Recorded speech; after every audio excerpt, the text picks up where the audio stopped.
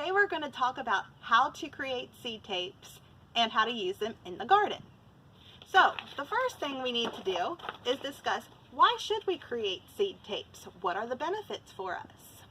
Well, first, have you ever tried to plant small lettuce seeds, beet seeds, or radish seeds? Well, they're very tiny, which makes it very difficult to plant. So this is one way to make those seeds easier to plant. Secondly, thinning. Have you ever planted a ton of carrot seeds and all the little carrot seedlings germinate and they're real close to each other? Well, that takes time for a gardener, and this will reduce going back and thinning those plants out. This is also a great winter project to do. I enjoy doing this in the months of January and February when I can't actually get into the garden. And lastly, if you have other gardening friends, you can create seed tapes for them because they make great gifts. Now let's talk about the supplies that we use in order to create seed tapes. First of all, we need newspaper strips. You can also use toilet paper. The purpose of having newspaper or toilet paper is that it will decompose into the soil. We will need glue, because glue is what's going to hold the seed onto the newspaper or toilet paper. You can also have a marker, and the reason we want a marker is because we want to know what we're planting and we want to remember what we're planting, and also we need to create a label because everything should be labeled in our garden. And finally, we need to choose the seeds. They can be large or small seeds that you can place on this seed strip. Now let's talk about step by step.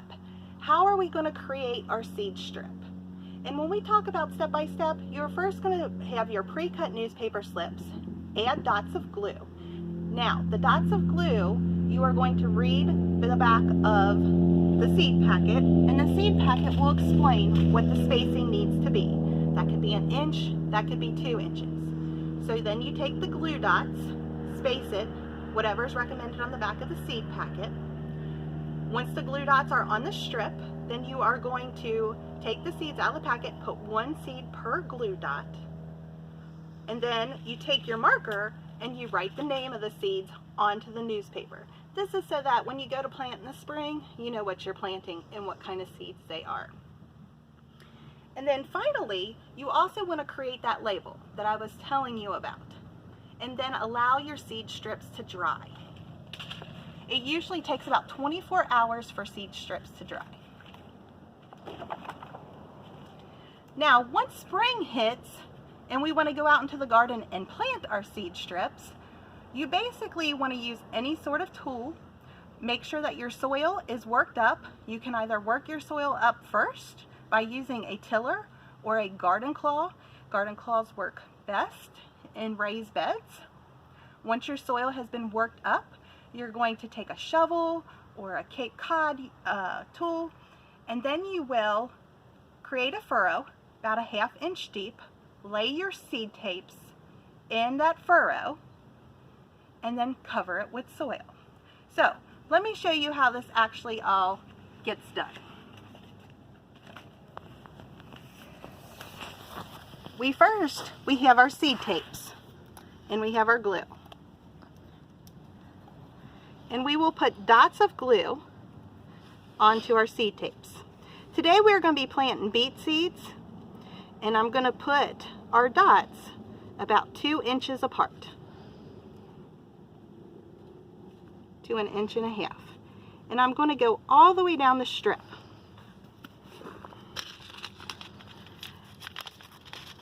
I am going to then take 1 seed and place it in each dot of glue. It seems like a very tedious task, but it actually goes by very quickly. This is also a great project that my kids really enjoy helping me do in the winter because it makes it feel them like spring is right around the corner. So now that I've got the seeds in the dot of glue, I am going to use my marker and I'm going to write beets on here, because that is what we will be planting. And I will know in March what I am planting directly into my garden. And then I have also created a label. And I like to paper clip my label to my strips. That way it's already done come spring. So next what we are going to do is I'm going to show you how to go ahead and plant these strips. We would allow the seed strip to dry for 24 hours, but I have some already dried ones done. And these are the ones that we are actually going to be planting today in the garden. I know it's February and it seems early, but my location is in a high tunnel in northern Kentucky area. And when it comes to a high tunnel, cold crops can go ahead and be planted in the end of February. So I'm using a Cape Cod hoe, and I'm going to build my furrow in my soil that has already been previously tilled. Once I get my furrow laid out, I will then take the seed tapes and lay them right on top of the soil.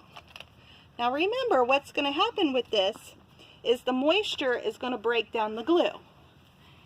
Also, the soil and the moisture will also break down the newspaper and it will create it back into compost, and that's beneficial for our soil.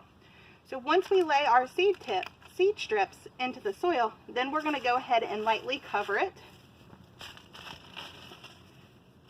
with dirt.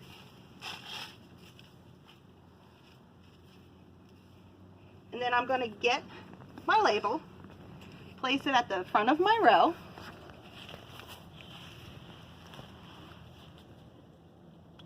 and we are going to wait for the beets to germinate. Now I should start seeing germination in about a week with the beets, because our soil here in the high tunnel is about 60 degrees.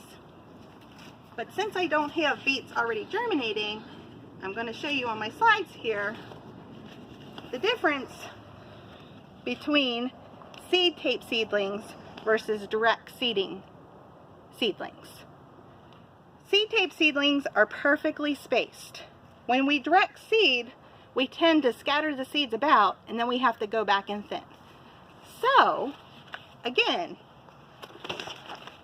creating seed tapes is really easy. It's fun to do. It's a great winter project. It's a great way for us to get an early start in our garden, but most of all, we want to have fun with it.